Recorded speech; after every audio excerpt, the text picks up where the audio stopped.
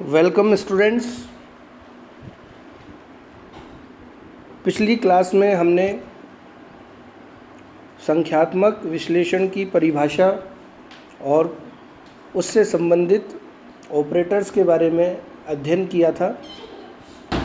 उसमें हमने संख्यात्मक विश्लेषण की परिभाषा बताई, कुछ ऑपरेटर्स बताए और उन ऑपरेटर्स के बीच में संबंधों को हमने स्थापित किया और उनसे संबंधित एग्जाम्पल और कुछ सवाल हमने पिछली क्लास में किए। तो हमारी जो फर्स्ट यूनिट थी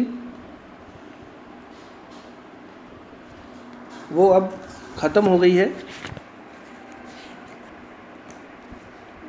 जो परिमित अंतरकलन थी, जिसका नाम आज हम यूनिट सेकंड के बारे में अध्ययन करेंगे, जिसका नाम है इंटरपोलेशन विद इक्वल इंटरवल्स, समान अंतराल द्वारा अंतर्वेशन। इसमें सबसे पहले हम पढ़ेंगे कि अंतर्वेशन क्या होता है, अंतर्वेशन कितने प्रकार के होते हैं और उनकी परिभाषा। फिर अंतर्वेशन के कुछ सूत्र हैं और उन सूत्रों को प्रयोग में लाते हुए हम कुछ उदाहरणों को करेंगे। तो सबसे पहले हम अंतर्वेशन को पढ़ते हैं कि फलन f के स्वतंत्र चर x के समदूरस्थ मानों a, a plus h, a plus 2h a plus nh के लिए फलन के संगत मान f(x) बराबर y, प्रविष्टियाँ fa plus h, fa plus 2h and fa plus nh दिए हुए हैं। अर्थात हमारे पास में एक फंक्शन है y बराबर f(x), जिसमें x के अलग अलग मान जैसे a plus h, a plus 2h, इनके संगत f(x) के मान fa plus h, fa plus 2h इस प्रकार दिए हुए हैं। अब हमने माना कि फलन f के निम्न आंकड़े दिए हुए हैं, जैसे x में 0, a प्लस 5 की वैल्यू, a प्लस h की वैल्यू 5, a प्लस 2h की वैल्यू 10, a प्लस 3h की वैल्यू 15, a प्लस 4h की वैल्यू 20 और इसके करस्पॉन्डिंग f(x) की values fa is equal to 5, fa plus h is equal to 30, 105, 230, इसी प्रकार 405। तो हमारे पास में स्वतंत्र चरों के संगत f(x) के मान दिए हुए हैं। अब उक्त आंकड़ों से चर x के दिए मान 5 से 10 के मध्यवर्ती मान x बराबर 8 के संगत या x बराबर 16 के संगत f(16) का मान ज्ञात करना अंतर्वेशन कहलाता है।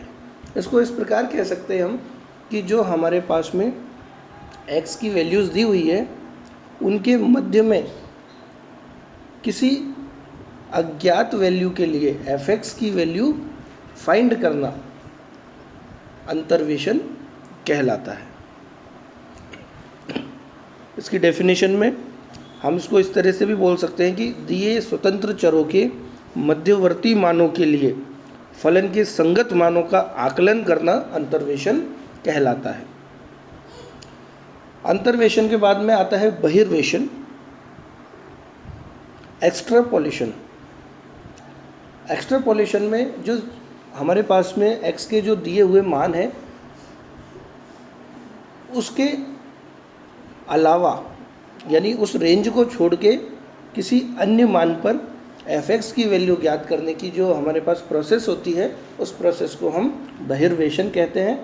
इसकी डेफिनेशन में हम ये कह सकते हैं कि स्वतंत्र चर x के दिए मानों के बाहरी मानों से बाह्य मानों के लिए फलन के संगत मानों का आकलन करना बहिर्वेशन कहलाता है।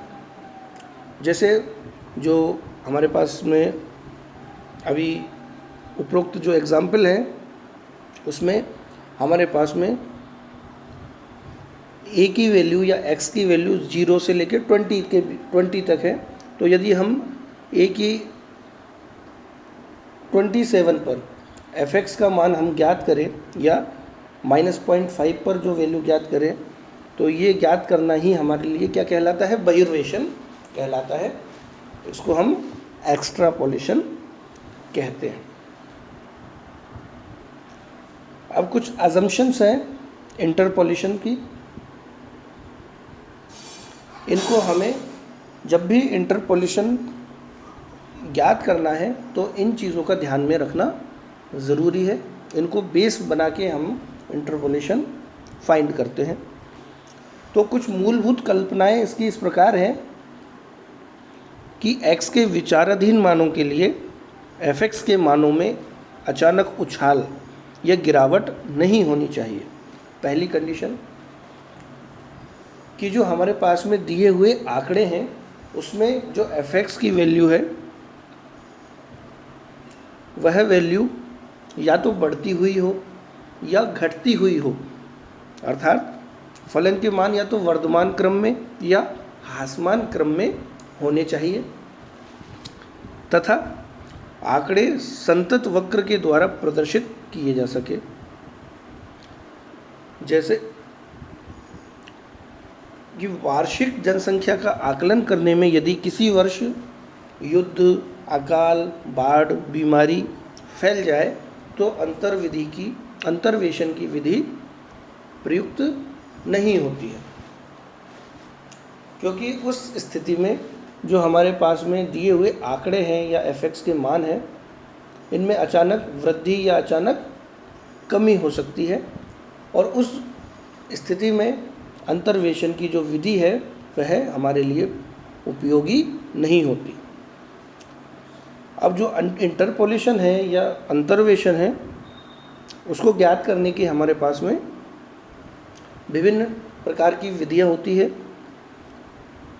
इस यूनिट में हम परिमित अंतरकलन के द्वारा अंतर्वेशन ज्ञात करेंगे, लेकिन मुख्यतया अंतर्वेशन ज्ञात करने की 3 विधियां होती हैं। पहली ग्राफिकल मेथड से, दूसरी वक्र आसंजन विधि कर्व फिटिंग मेथड से, तीसरी फाइनाइट डिफरेंस मेथड या परिमित अंतरकलन के सूत्र के प्रयोग की विधि।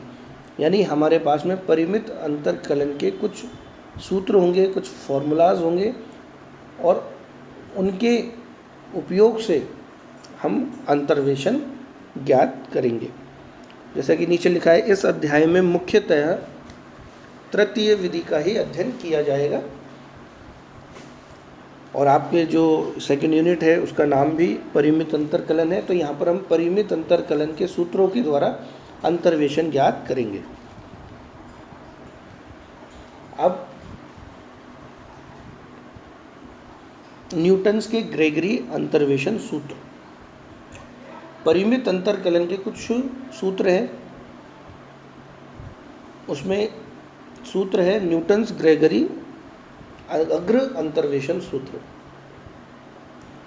यहाँ पर ये न्यूटन और ग्रेगरी 2 मैथमेटिशियन थे, दोनों ने मिलकर एक फॉर्मूला दिया जिसको हम Newton Gregory forward interpolation formula कहते हैं। इस फॉर्मूले में हम देखते हैं कि हमने माना कि हमारे पास y=f(x) कोई फंक्शन है और x के कुछ डिफरेंट वैल्यूज़ यानी a+h, a+2h ... a+nh के लिए y की जो वैल्यूज़ है वो fa, fa+h एंड fa+nh हैं। हमने माना कि Pn(x) कोई n घात का x में बहुपद है, जिसे हम निम्न प्रकार लिखते हैं, जो कि लिखा हुआ है Pn(x) a0 + a1 ब्रैकेट में x-a plus capital A2 bracket में x-a ब्रैकेट में x-a-h। इसी तरीके से हमारे पास में ये लिखा हुआ है और इक्वेशन नंबर 1 हमारे पास प्राप्त होती है। अब यहाँ पर ये जो पॉलिनोमियल पी एन एक्स है, इसमें जो अचर हैं capital A0, capital A1, capital A2 and capital AN, ये इस प्रकार हैं या इस प्रकार चुने हुए हैं कि PNA, यानी हम यदि PNX में x बराबर a पुट करें तो हमारे पास में FA आता है, यदि a प्लस एच पुट करें तो FA प्लस एच आता है, और यदि a प्लस NH पुट करें PN में तो PNA प्लस NH बराबर F of A plus NH प्राप्त होता है। अब समीकरण नंबर 1 में हम क्रमशः x के मान को a plus H a plus 2h dot dot dot a plus NH प्रतिस्थापित करेंगे।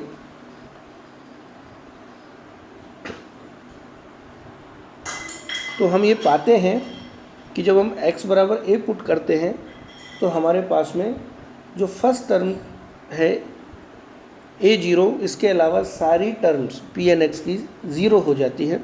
तो हमारे पास में PNA इज इक्वल टू मिलता है FA, और चूँकि PNA की वैल्यू FA है तो हम लिख सकते हैं FA बराबर A0 या A0 बराबर FA। यहाँ पर हमको A0, A1, A2, AN इन सभी की वैल्यूज़ फाइंड करनी है।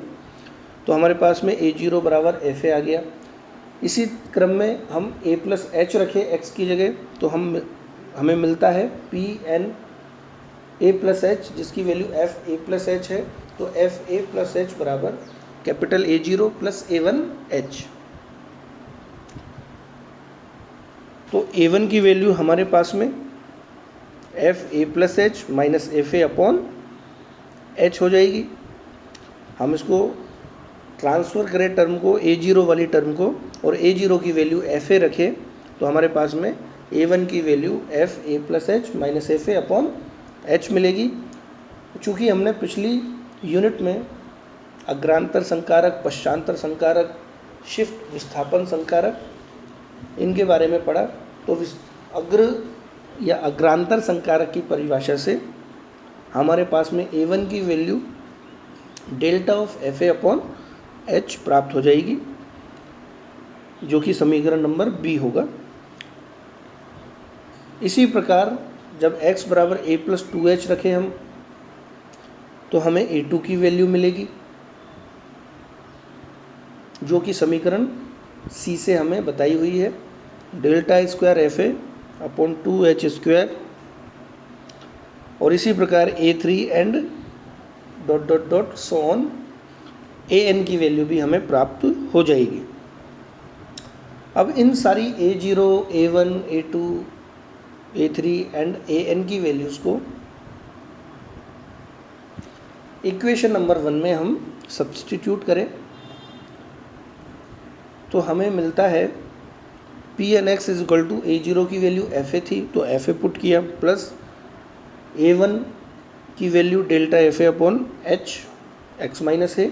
इसी प्रकार delta square FA upon 2H square x minus a bracket में x minus a minus h, delta cube FA upon factorial 3H cube x minus a minus h and x minus a minus 2H and so on. ये हमारे पास में equation number 2 प्राप्त हो जाती है। और यही जो एक्सप्रेशन है PNX बराबर जो हमें मिला है समीकरण नंबर 2 के रूप में, यही न्यूटन का अग्र अंतर्वेशन सूत्र कहलाता है। इसको थोड़ा सा सिंप्लीफाई करें तो हम x माइनस ए अपॉन एच को यदि हम m लिख दें तो हमारे पास x की वैल्यू a प्लस HM हो जाएगी। देन x की वैल्यूज़ को हम पुट कर दें PNX में तो हमारे पास में इक्वेशन नंबर 3 मिलेगी, जो कि न्यूटन का अग्र अंतर्वेशन सूत्र है। और जो समीकरण नंबर 2 है उसका एक सरल रूप है, यानी PNA प्लस MH बराबर FA plus M delta FA plus M into M minus 1 upon 2 factorial delta square f A and so on. तो यहाँ पर हमको इक्वेशन नंबर 3 में न्यूटन्स ग्रेगोरी अग्र अंतर्वेशन सूत्र प्राप्त हो गया। अब इसकी सहायता से हम कुछ उदाहरण को देखेंगे। एक उदाहरण को हम समझते हैं।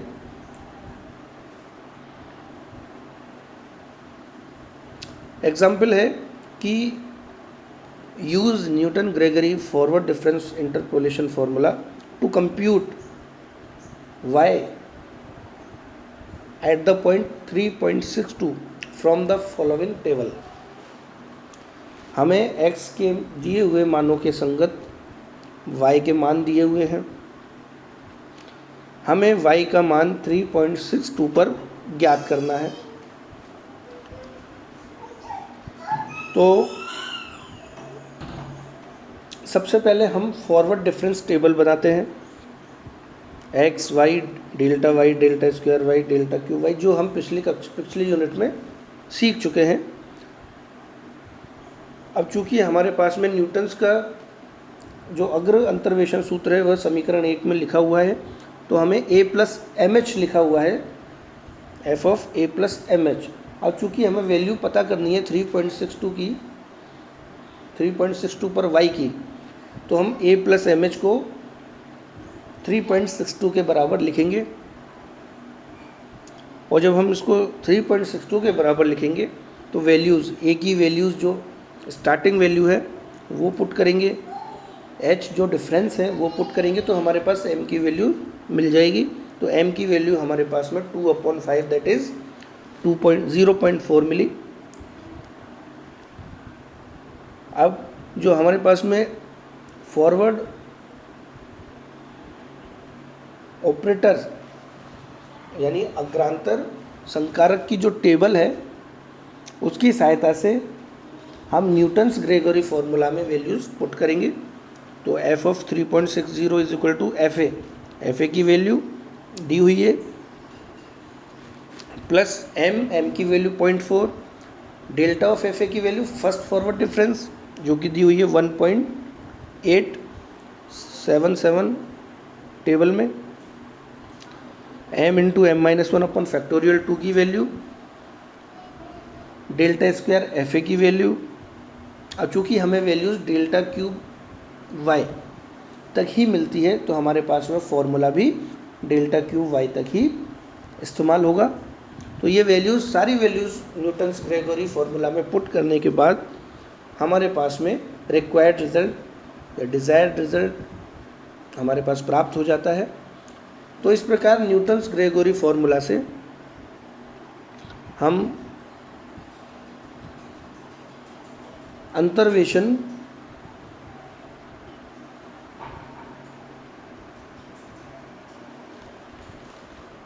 को ज्ञात कर सकते हैं, या इस प्रकार कह सकते हैं कि न्यूटन्स ग्रेगोरी फॉर्मूला के द्वारा हम अंतर्वेशन को ज्ञात कर सकते हैं। तो इस प्रकार हमने न्यूटन्स ग्रेगोरी फॉर्मूला का यूज़ किस प्रकार किया जाता है ये बताया। नेक्स्ट क्लास में इसके कुछ एग्जांपल्स और आगे जो कुछ फॉर्मूले हैं फाइनाइट डिफरेंस के उसके बारे में पढ़ेंगे। तो आज के लिए थैंक यू।